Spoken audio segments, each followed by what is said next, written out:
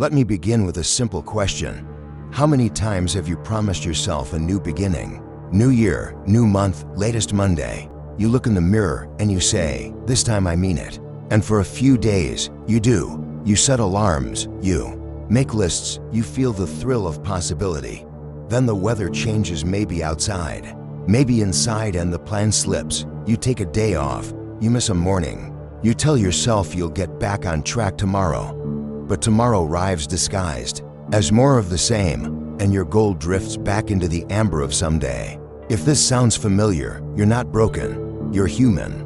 The gap between intention and action isn't a flaw in your character. It's a predictable place where feelings, habits, and environment collide. The Stoics understood this. They lived in a world as noisy and demanding as ours, maybe without smartphones, but certainly with politics, pressures, family duties, and personal fears. They built a mental craft, a way of navigating the ship regardless of the conditions. And here's the important part. The Stoics were not made of stone. They were people who felt anger and fear and laziness, just like you and me. What made them different was the way they responded. So today, consider me not as a distant philosopher, but as a teacher seated across the table from you. Speaking softly but plainly, we'll look at why you're not achieving your goals yet. Not to scold you, but to show you where the levers are, where a small adjustment in your thinking, your schedule, your surroundings, or your story can make a profound shift. We'll explore the blind spots that keep even smart, disciplined people cycling through the same promises. We'll trade the fantasy of sudden transformation for the practice of steady change. And we'll do all of this in a tone that respects your intelligence and your humanity. Ready? Breathe in, hold for a moment, and let it go. You and I are going to walk through this patiently. When we're finished, you'll have a simple, sturdy way to move from I want to I do, from someday to today, not by magic, by mastery. Part 1. You confuse wanting with deciding. You say you want the goal. Of course you do. Everyone wants the outcome, the degree, the savings, the fit body, the calm mind, the book completed, the business launched. But wanting isn't deciding. Deciding isn't announcing, and announcing isn't acting. Deciding is the moment you stop bargaining with the price. It's when the mind becomes quiet about how long it will take, or how much it will require, because the answer is simply as long as it takes, as much as it requires. Have you noticed how your goals feel heavy on the days you think about them? Like errands. I should work out, I should write, I should study. The word should carries the weight of a reluctant child being dragged by the hand. The Stoic shift is to replace should with choose. I choose to train. I choose to write. I choose to practice, because I decided the kind of person I am and the life I am building. Here's a question worth pausing over. Have you really decided, or have you merely preferred? Preference is fragile. It survives as long as conditions are perfect. The decision is resilient. It holds when conditions are ordinary and when they aren't. A preference says, I'll do it when I feel like it. A decision says, I'll do it because it's who I am. When you feel the pull to delay, ask quietly, did I decide this? Or did I just wish for it? If you decide, you act. If you only wished, you could negotiate, and every renegotiation loosens the rope. Now, a practical Stoic adjustment.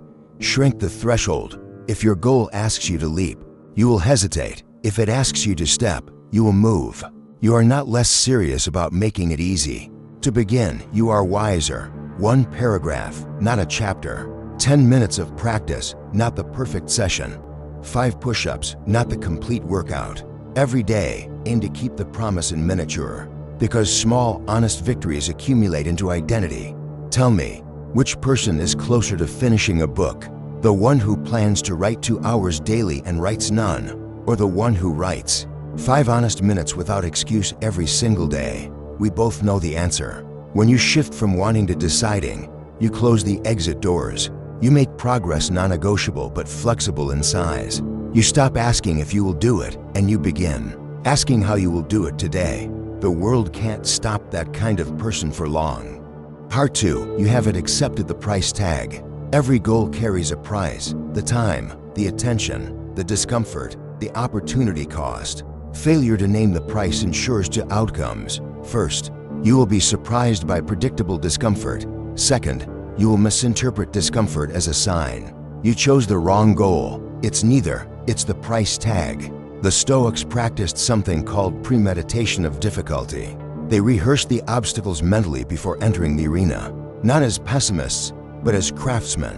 When you expect resistance, you meet it with tools rather than shock. If your goal is building strength, the price includes sweat, soreness, and mornings that don't care about your comfort. If your goal is saving money, the price includes saying no when others say yes, a quiet joy that looks boring from the outside. If your goal is deep focus, the price is fewer notifications, fewer open tabs, fewer little hits of novelty. Ask yourself, what are the 3 most likely obstacles to today's effort? State them plainly. I will feel tired after lunch. I will feel awkward writing the first sentence. I will feel tempted to check my phone. Now prepare the counter move. When I feel tired, I'll walk for 5 minutes and drink water. When the first sentence is awkward, I'll write a deliberately bad one to break the seal. When I want to check the phone, I'll flip it face down and put it across the room. That's not overthinking, that's pre-commitment. Simplicity matters. If X, then Y if it rains. I run on the treadmill. If I miss the morning session, I do 20 minutes before dinner.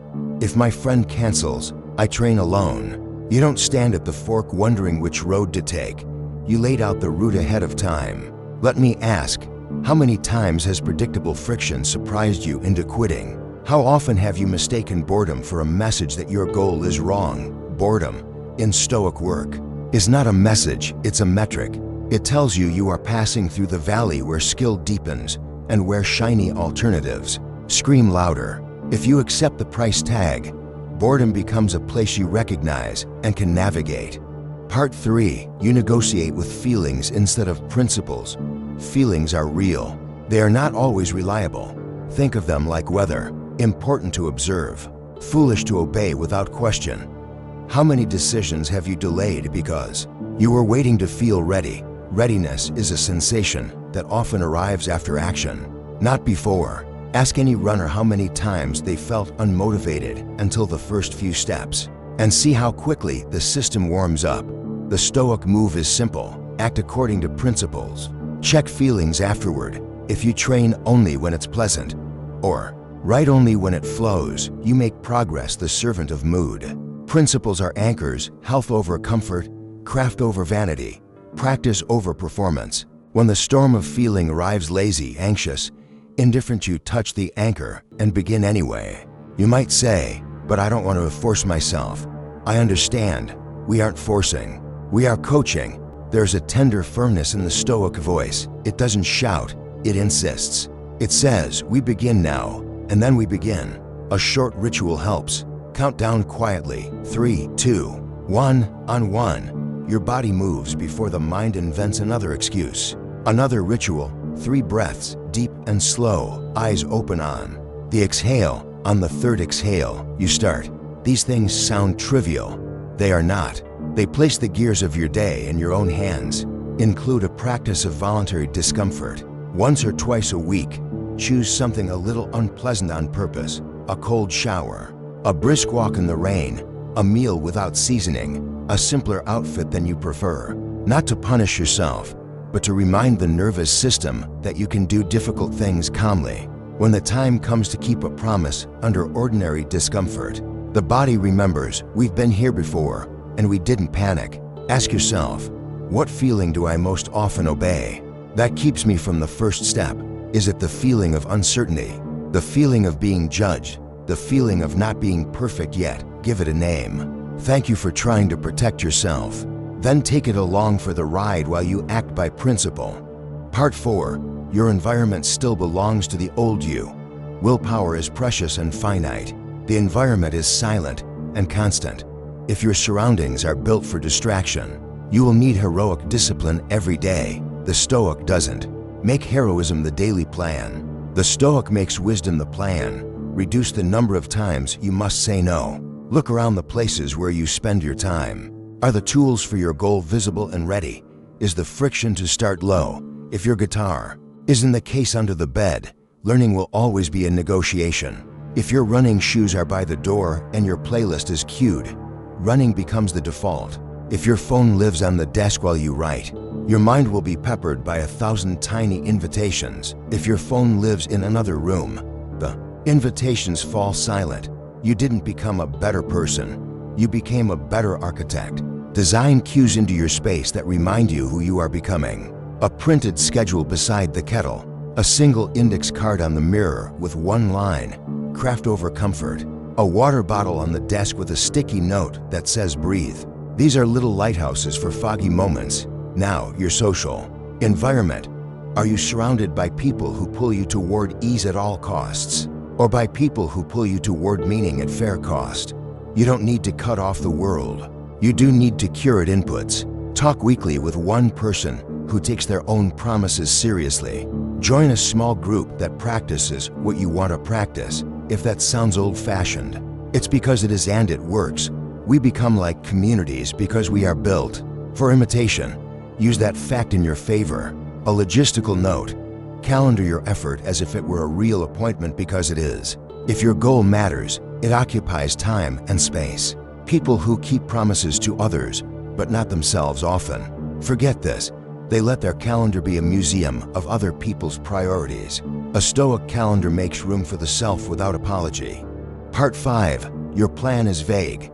Your attention is leaking. Vague plans are soft pillows for delay. "I'll work on it later" is the most expensive sentence in your day. Replace it with something you can see and touch. This task, at this time, in this place, for this duration, from 7:30 to 8 o'clock, at the kitchen table. Phone in the other room. I will outline the next section. That may feel overly specific. It isn't to the brain, it is mercy. You've removed the need to decide when the moment arrives. And decision fatigue is a quiet thief of goals. Guard your attention the way you guard your money. Every alert is a small tax. Every switch of focus is a toll booth. You don't have to live like a monk, but you do have to be honest. Do you really need notifications on for everything? Do you really need to check messages before doing the thing you promised yourself you'd do? The practice is simple. 1 hour a day of protected focus, even if the rest of the day explodes. 1 hour where the door is metaphorically closed and your tools are arranged like a surgeon's. During that hour, you are unreachable by noise but reachable by your future self, who will thank you sincerely. Be careful of busy work disguised as progress. Email can feel virtuous. Research can feel productive. Planning can feel like moving forward. Ask, what is the smallest action that actually moves the project toward completion? Then begin with that and reward yourself by keeping score in your own quiet way. Not for public display, but so you can see the Wednesday building on Tuesday, the Thursday building on Wednesday. The Stoics loved clean lines. Let your progress be a clean line you can trace with your finger. A word about perfectionism. Perfectionism is fear wearing a tuxedo. It looks impressive, but it keeps you from the stage. A clean draft beats a perfect idea still trapped in your head. A flawed workout beats a flawless plan you never perform. Aim for excellent averages over rare extremes. If you keep the average high, the extreme takes care of itself. Part 6. You don't review, so you don't learn. Most people plan and do. Few people plan, do, and review.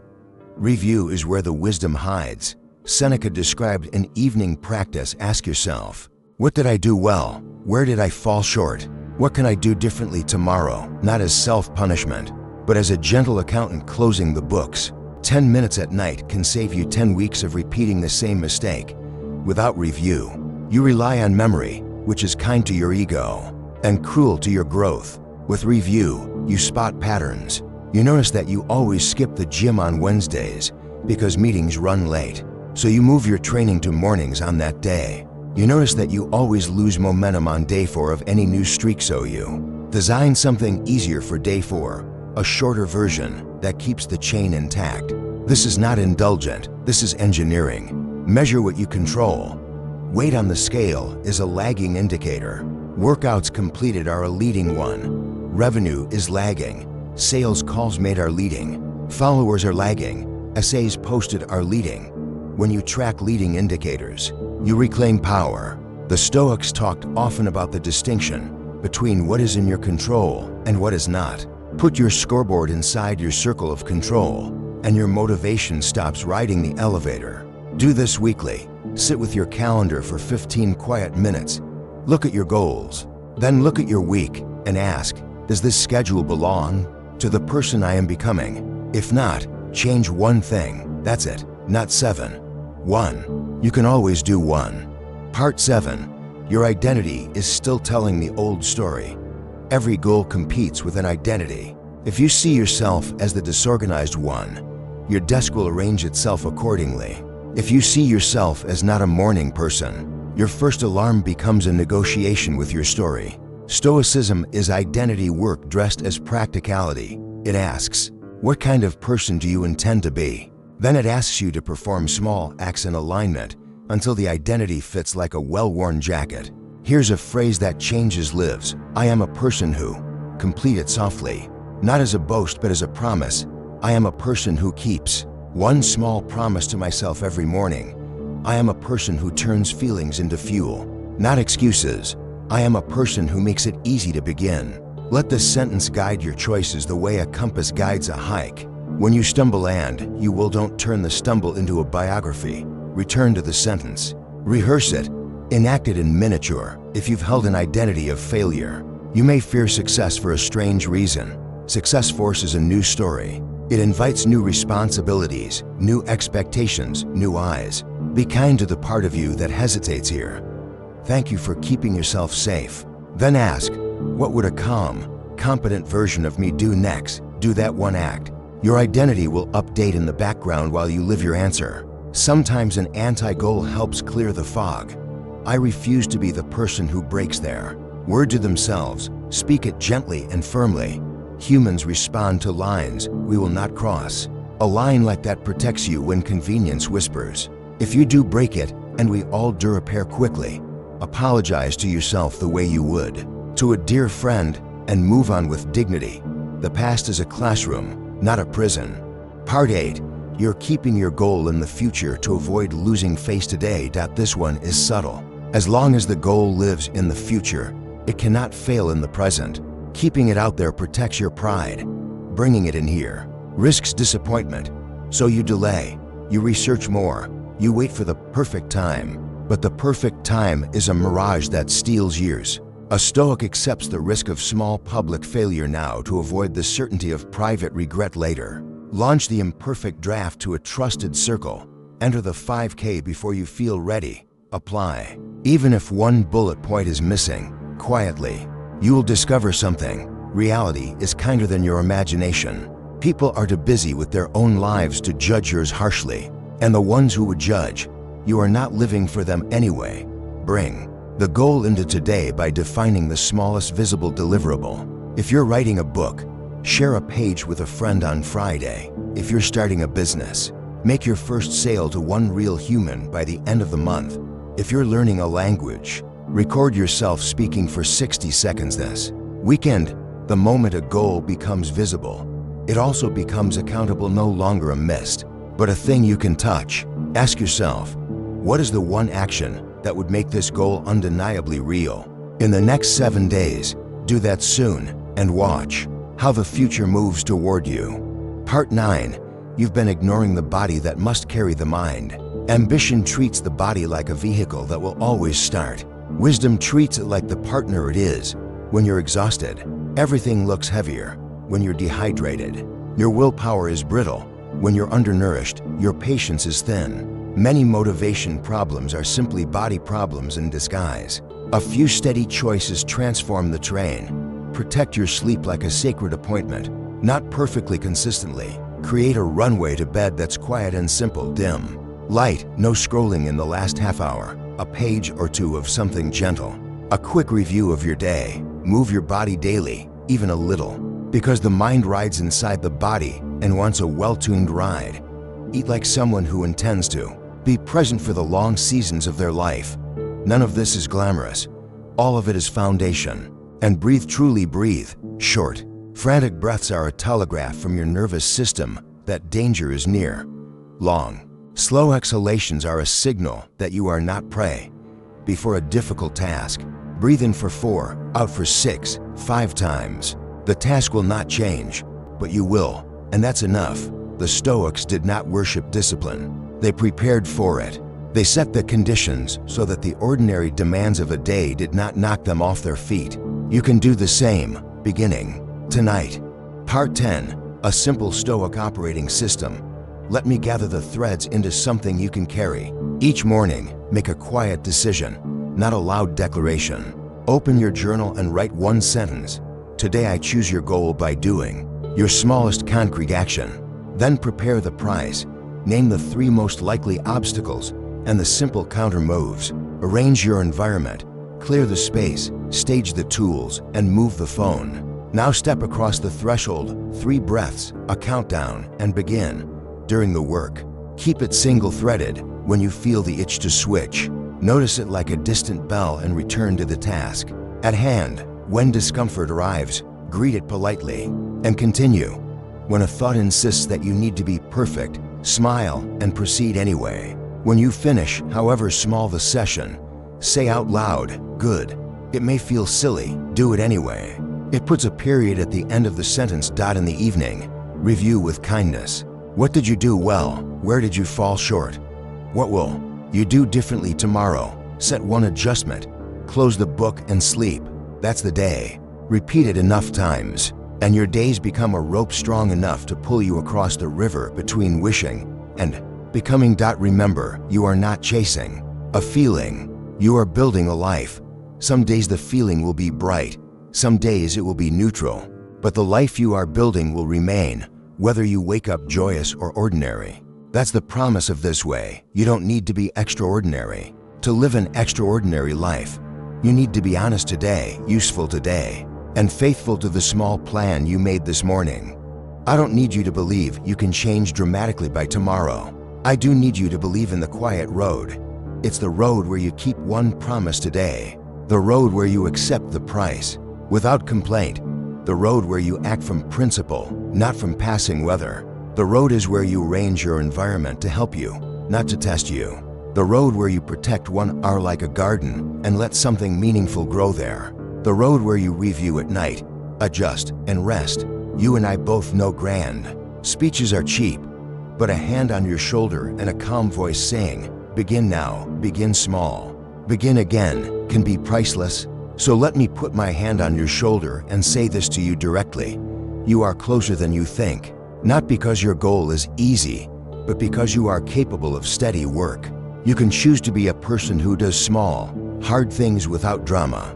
You can step into the identity that was waiting for you all along, the one whose word, especially to themselves, is good. Tomorrow is a story stage. Today is a workshop. In the workshop, we measure and we make. Take the tool that sits nearest, a pen, a pair of shoes, a timer, a glass of water. Use it. Trust the hour. Let the art teach you who you are. Then let that knowledge guide the next hour and the next, until one day you look up and notice the view has changed. Not because you wished, but because you walked. And if you stumble tomorrow, good. The road is still here. The promise still stands. The breath still calms. The body still remembers. The morning will still arrive with its gentle invitation. Decide. Accept the price. Act by principle. Simplify the plan. Review the day. Rest. Repeat. That is how goals stop being fantasies and become furniture in your life. Solid, ordinary, useful. That is how you become the kind of person you meant to be. Not by waiting to feel ready. Not by collecting motivational sparks like fireflies in a jar, but by striking the same flint each day until the flame learns your name. So when this recording ends, do one small thing, not a grand gesture, one small thing that belongs to your goal.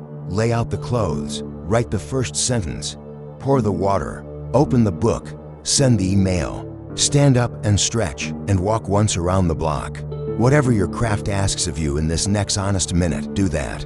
Then smile, not because you've finished, but because you've truly begun. I'll be here when you need the reminder again. For now, go.